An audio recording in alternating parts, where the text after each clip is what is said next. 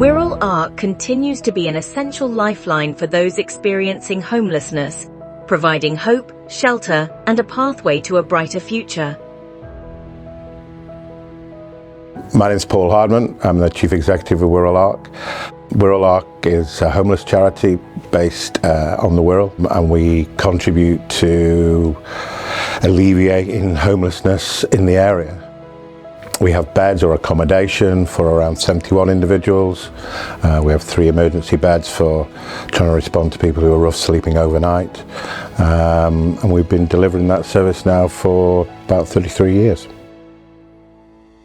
I think over the next probably 12 months we'll probably look at the health side of it and how we can contribute to improving the mental health of the individuals we work with. So we have our own nurses team who do great work with residents in Mary Cole House. We work with partners around PTSD and trauma. So I think there's more work we can do around that, and certainly I'd like to see more of that type of intervention throughout the business for the residents we work with. Hello, my name's Norma and I'm one of a team of 5 nurses working at Wirral Ark. We've got a wide range of experience within our team. We have a health visitor who has worked with refugees. We have practice nurses who do management of long-term conditions such as diabetes and asthma. So we look after many types of injuries, many types of illnesses in the Ark. We have lots of wounds that we treat, from very basic cuts and bruises to really awful things like bullet wounds and knife wounds. Thankfully, they are very rare. The main thing we tend to see now is alcohol, drug abuse, physical and sexual abuse, and also we have a lot more that are unable to function within a normal society. So our remit now has been to support them in many ways. Sometimes it is a case of being a listening ear, showing that we care, that they matter, and that help is available. Although we've had quite a lot of successes in treating people, we've managed to discover cancer and refer them on to services which would have gone unnoticed if we hadn't been able to intervene.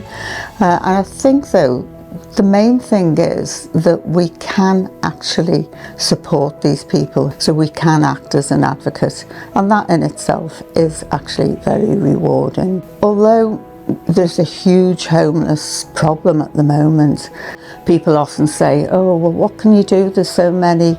But if we can just help one person, that's made a huge difference to that one person.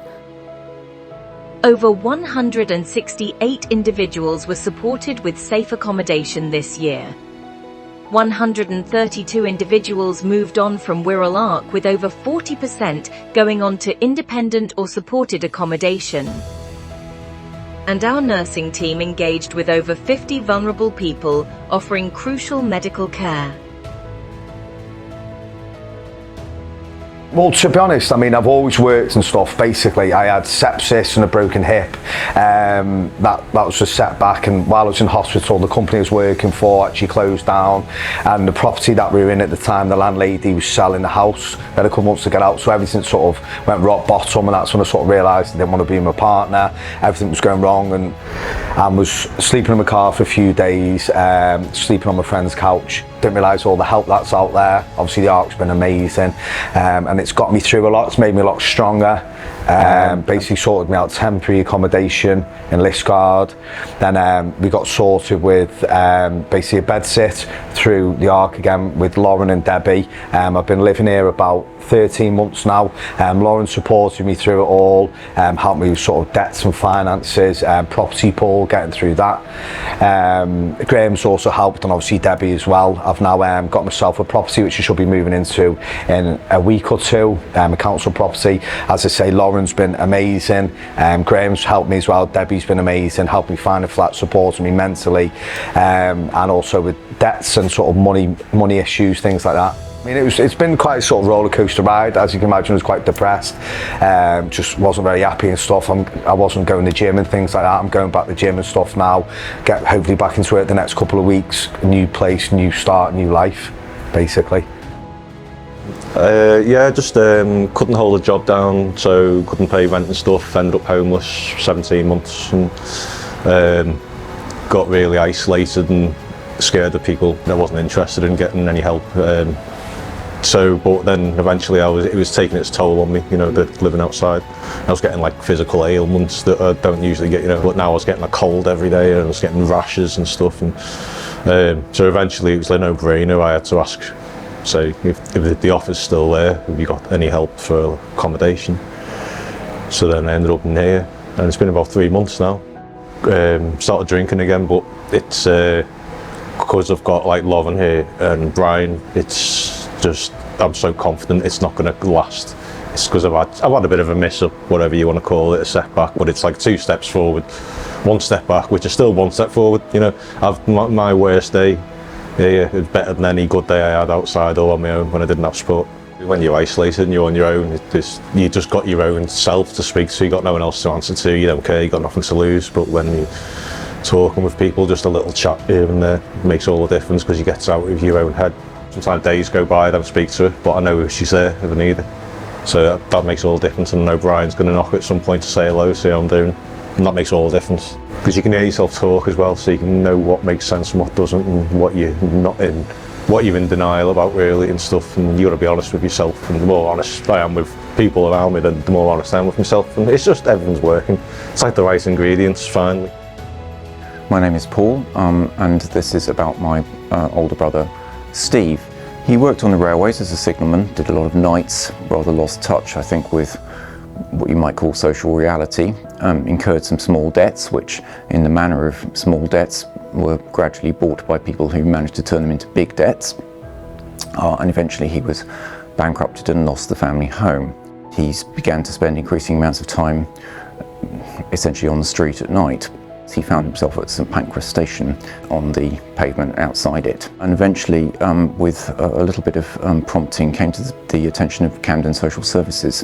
When Stephen was given to me, basically said, please take this man away from us at the British Library. All his stuff was in a bin bag, and the first thing I did was at Euston Station, you can buy very expensively, but nonetheless it's there, you can get suitcases, and I had to do that because I could not have my brother go on a train with his stuff in a black bin liner. It was just, that absolutely brought home to me the reality of just having nowhere to even put your stuff. And so he came to Liverpool, where they had arranged to house him for 5 nights in a travel lodge, and to send someone to interview him, to at least begin the process of trying to find a way for him to get back on his feet, or more particularly get into somewhere with a roof on it. Now, we'd known of the Ark, and that meant not only did we know that it existed, but we knew people in it. So we were able to contact officers in the Ark, ask for advice really, and this is where his luck turned really, and so did ours, because the attitude of the Ark is not, as you often find in social services, which are overpressed and under-resourced and all the rest of it, that they want to move you on. The Ark always said, this is a person we can help, this is a problem we can solve, and at no point did it seem like it was a difficulty for them. So they immediately found Steve a sort of halfway house hostel to take him off the street and out of the travel lodge. A bedsit, which was perfectly fine, warm, dry, comfortable, with a caseworker who could begin the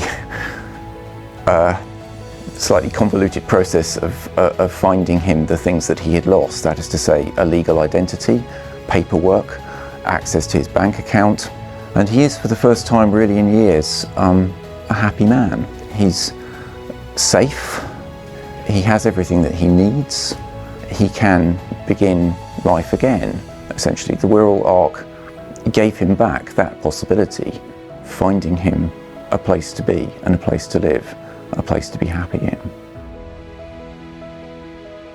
Wirral Ark's been here for 30 plus years. We're going to continue to do what we do, and we'll always want it to be better than the time before.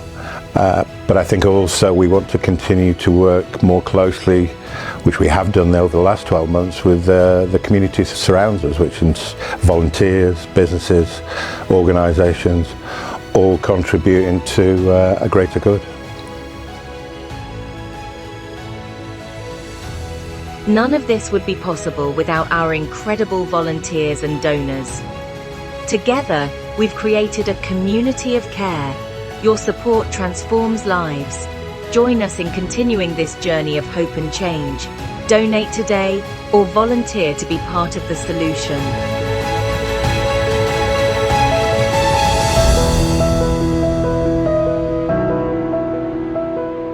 Together, we can lead the fight against homelessness.